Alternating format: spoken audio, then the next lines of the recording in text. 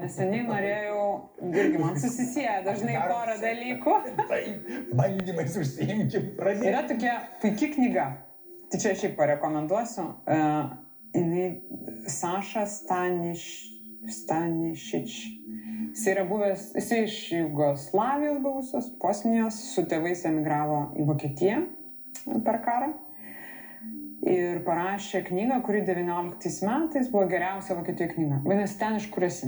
Ir yra citata, vienintelė citata, kurią aš pasirašiau, kuri man tiesiog labai atliepia tai, ką tu sakai, bet truputį iš kitos pusės. Ir aš labai noriu ją perskaityti tiksliai, kad tai perskaitysiu, gerai? Į originalą kalbą paprašyti. Ne originalą, tai aš skaičiau puikus lietuviškas vertimas. Gerai. Kur nors tapti mažumą, jei paprastai esi dauguma, yra itin vertinga patirtis.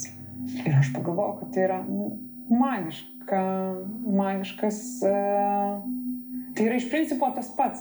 Net nereikia daryti nieko ypatingo. Ir mes dabar buvom Paryžiuje ir turėjau labai tokią paprastą patirtį. Yra Paryžiuje toks rajonas, lietuviškai Mažoji Afrika, kur gyvena milžiniška diaspora iš Afrikos. Ir po truputį formavosi ten šalia Montmartre. Ir tai iš tiesų yra rajonas, į kurį tu įeini ir, kaip sakoma, supranti, kad esi mažuma. Bet, nežinau, man buvo tokie labai... Ir išėjai toks truputėlį kažkoks toks, žinai, laisvesnis. Ir toks atstumas tarp sumažėja. Žinai, tokio kito žmogaus mažiau kažkaip vengia. Pasimatuoji. Jo, pasimatuoji, supranti, kad, ta prasme, čia šitam rajone aš mažuma, o šitam rajone tu mažuma. Ir, Jo, tai aš manau, kiek yra, pavyzdžiui, šitam dalykė socialinės neteisybės, net nežinau, kaip įvardinti.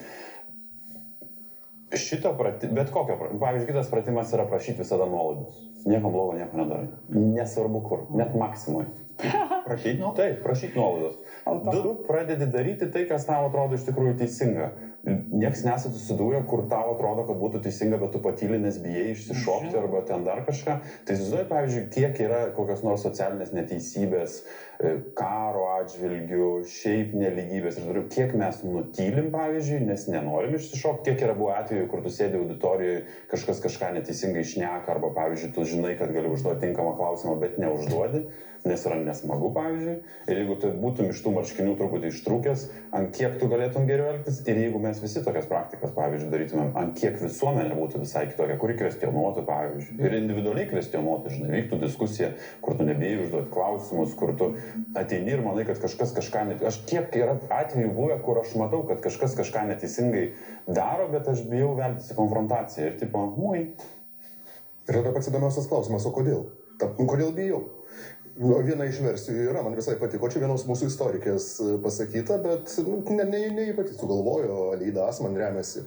Šita ir mintis yra labai banali, tai vadinama mimetinė atmintis. Mes visi ten pergyvenę, sakykime, partizaninius karus, įvairiausias prievartos formas ir vyresnės kartos tiesiog išmoko saugotis, žinojo, kur reikia nutylėti ir kodėl nutylėti. O jau jaunesnės kartos, tai vaikai, anūkai, jiems jau nebeaiškinama motyvai, jie tiesiog išmoksta tam tikrų elgesio strategijų. Ir mes tik dabar taip elgiamės. Tai iš esmės čia yra tas didysis mūsų postsovietinis paveldas. Postkolonijinis, postsovietinis paveldas, nuo kurio niekaip pabėgti neišeina.